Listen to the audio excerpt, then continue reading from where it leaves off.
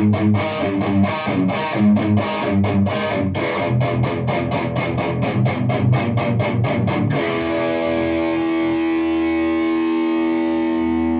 OMEN fans. We're going to go through most of the stuff that I used to record the upcoming debut Ill Omen album, March of Decay. That'll be out on March 24th. Stay tuned. It's fucking incredible if you ask me. I'm a little biased. But first, all the fucking guitar tracks were done with this fucking guitar right here. I believe this is the RG421. Yeah, RG421 AHM.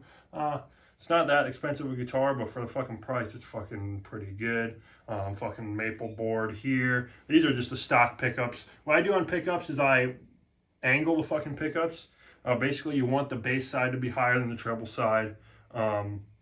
And pretty much everything on this guitar is completely stock. I did redo the bridge here because I was breaking strings all the time, but that's a me problem. It's strung with just a D'Addario standard set, 10 to 46. I was using elixirs back in the day, and I still like elixirs, but I'll break the strings before they'll go down the elixirs. These are going to be going dead, and I break them about at the same time because I have a really heavy hand here. Show you here on this one. These are the picks I use. Dragon's Heart GT. They shed on your thumb like holy hell, but they're the best picks on planet Earth. 2.5 mil those are. Going away from the guitar now into the head here. This is the EVH 5153 50 watt EL34 model. I like the EL34, it's a little bit better. The mids are a little bit easier to deal with. It breaks up a little bit better, if you ask me, than a 6L6 tube. I've always liked British tones better. This is one with the dual concentric pots here. So the pot in the back is for the clean channel on both of these. And the pot in the front is for the gain channel. The EQ here is set with the low pulled out pretty good. The first two channels, there's a lot of bass on them, so I pull that out. And then I crank the mid and the high just a little bit. Even on one, this amp is freaking pretty loud, so I don't have to do much with that. I'm on channel 2 about 80% of the time. There's basically just leads and some rhythm stuff that I go over to channel 3 on. I do ride the gain pretty high compared to some people on channel 3. I like that sustain and that way that sounds. You can ride the low a little bit higher on this channel, as you see here, about 1230. Mids are also at 1230. The main thing you have to cut on this channel is the high. The high is very piercing and you'll get so much pick attack if you don't pull this down. Run the presence just about above noon here. You can run it a little bit below noon if your guitar needs it, but I wouldn't go much different than noon. The resonance in the back is about 10 o'clock. We're not going to show you that here. That's running into this cab here. I got the cab for about 180 bucks from a friend of mine. The speakers were complete shit. So put some Eminence Swamp Things, and we wired it up to be an 8-ohm cab.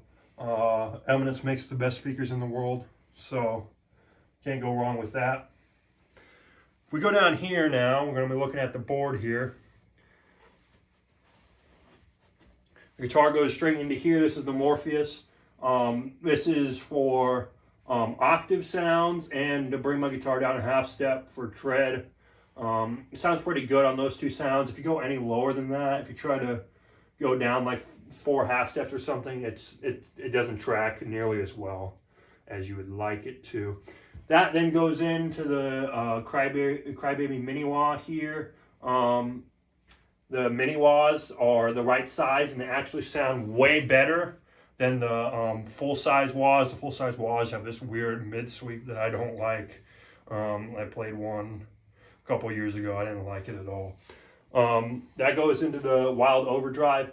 On the actual album itself, we didn't do any overdrive on any of the tracks. That's mainly because if you triple track your guitars, we have one here, and one in the center. If you put an overdrive on it, it really fucks things up. Like, it's too much gain.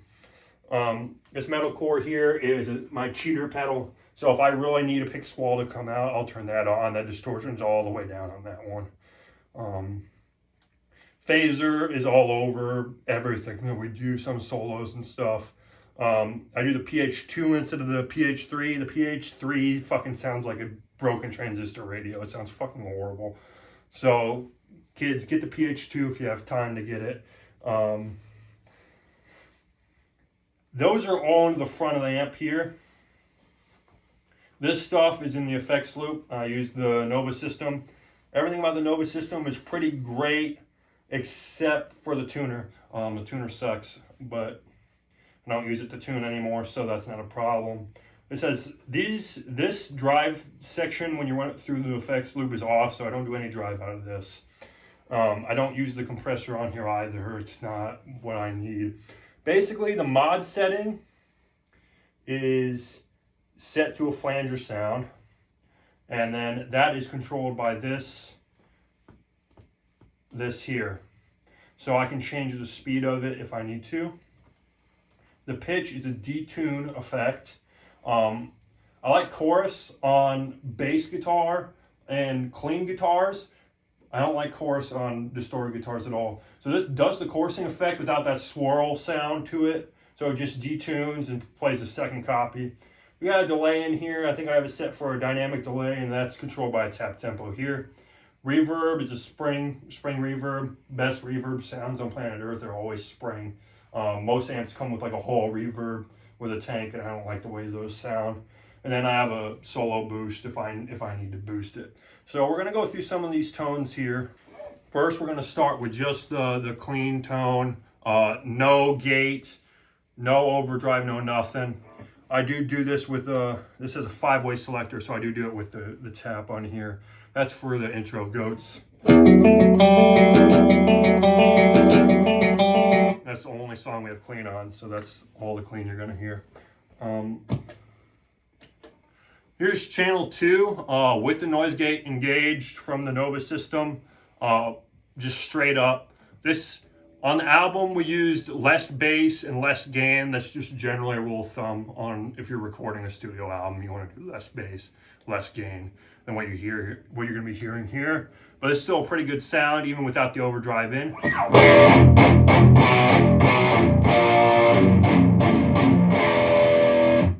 Now we're going to put the overdrive in as a clean boost. It's going to tame some of the bass end, change the character of the mids a little bit. We're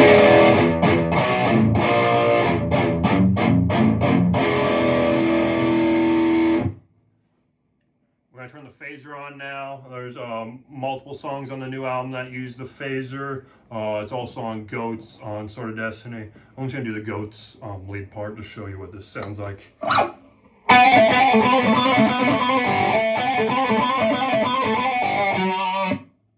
that's that sound there.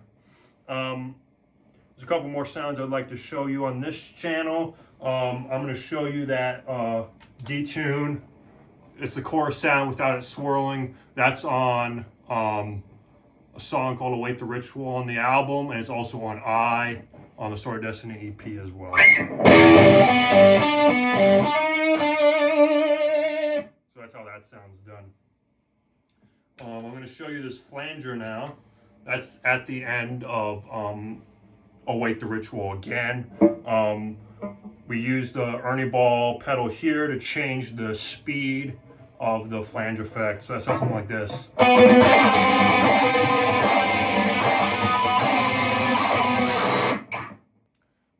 If you want a delay sound, here's how the delay sounds here. I'm gonna go to channel 3 to do that now. So you can just hear, I'm gonna do the Sword of Destiny solo here.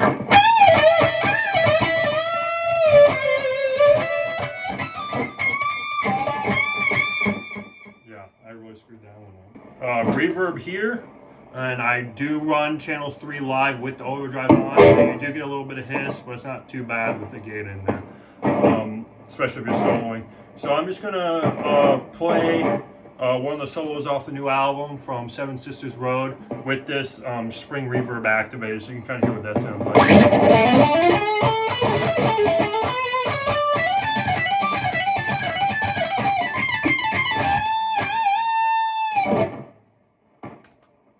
And the last sound I'm going to show you is how the wah sounds. On the fucking new album, we don't use any wah at all. But on Goats, we do have a wah solo on there, so I'm going to show you what this sounds like. I also run the phaser with the wah most of the time if I'm soloing. So, so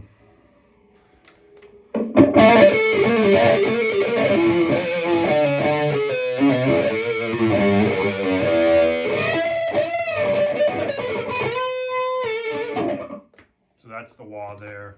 I'm going to show you the cheat code, the metalcore pedal. I'll run this when I want channel 2 to have good, easy to access pick squalls.